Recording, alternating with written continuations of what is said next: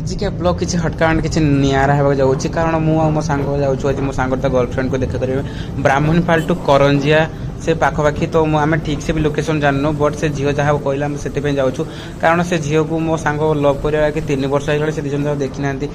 परस्पर को दिजन जाक देखी ना तो लव स्टोरी शुणिक मतलब बहुत इंटरेस्टिंग लगे तो सांग मो सांग भी मतलब बहुत दिन है रिक्वेस्ट कला से झील भी मतलब रिक्वेस्ट करला कि प्लीज भाई थे नहीं आस तो मुझे रिक्स नहीं जाऊँगी भाई मतलब बहुत डर लगुच बट कौन हम कौन नहीं ठीक से जानी कि मो सांग कहे कि घर लोक सहित कथी